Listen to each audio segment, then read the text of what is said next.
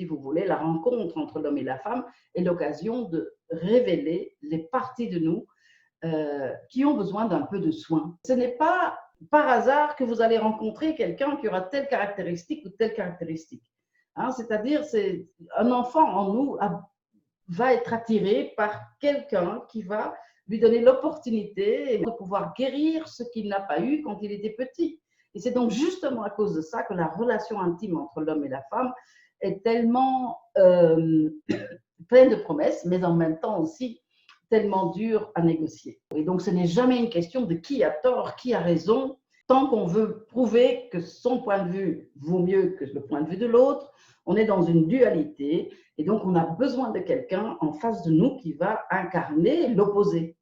Et c'est forcément douloureux. Ça ne peut faire que très très mal.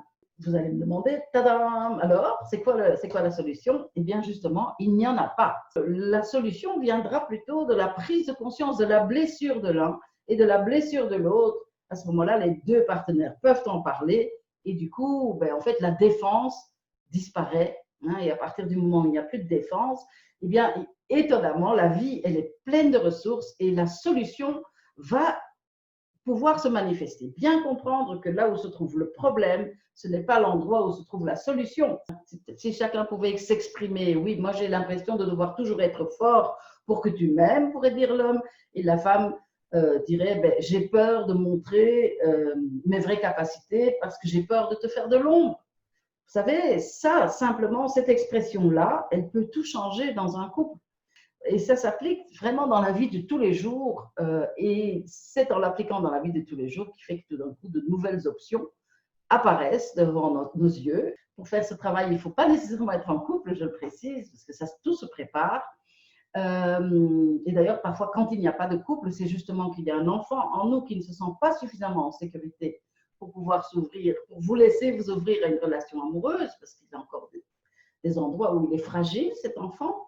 Si j'ai une émotion négative face à un comportement de l'autre, c'est que quelque chose en moi n'est pas encore perméable à l'amour, à la douceur, à la gentillesse, etc.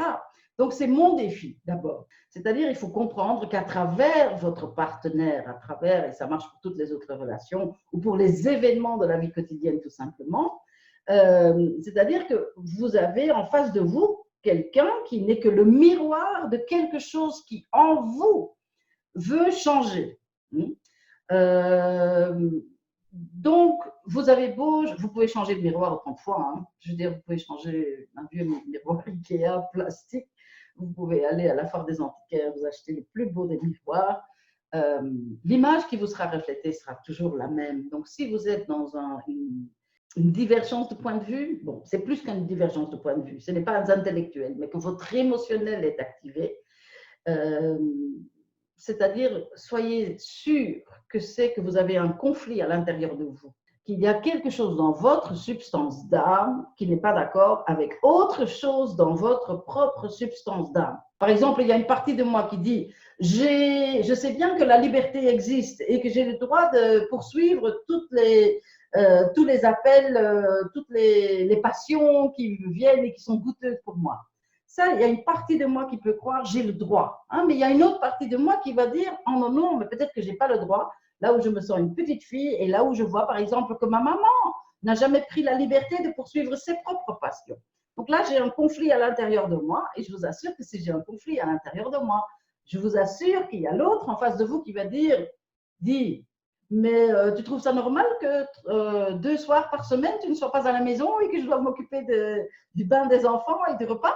Vous savez, si vous étiez totalement d'accord avec le premier concept, c'est-à-dire j'ai le droit de poursuivre, c'est naturel pour moi de poursuivre tout ce qui me botte, tout ce qui m'intéresse, tout ce qui me passionne, eh bien, je vous assure que votre partenaire ne vous dirait pas tu trouves ça normal. Donc, s'il vous dit, il trouve ça normal, donc cherchez la voix en vous qui trouve effectivement aussi que c'est peut-être pas normal. Et du coup, vous allez vouloir combattre l'autre en disant mais si c'est normal, j'ai droit, etc. Et au prix de la dispute, au prix du conflit, au prix d'une souffrance et d'une distance entre les deux partenaires. Donc c'est quelle peine perdue en fait. Alors que si j'allais voir un petit peu la petite en moi qui a peur d'avoir la désapprobation de l'autre, qui pense que soit j'ai ma satisfaction, soit j'ai le bonheur dans mon couple.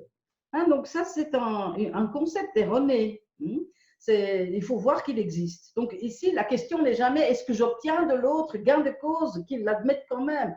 De toute façon, quand on est en dispute, on est en dispute. C'est pas la fin de l'histoire. C'est pas la question de je vais convaincre l'autre et je vais avoir ce que je veux. Non, je dois me convaincre moi. Je dois changer d'avis sur l'une des deux parties.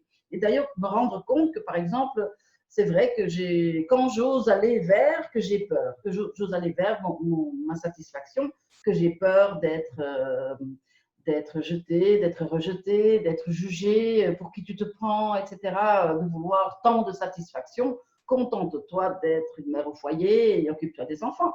Il y a une partie de moi qui le formule et donc je vais le combattre chez l'autre, mais en fait, je peux le laisser se dissoudre chez moi.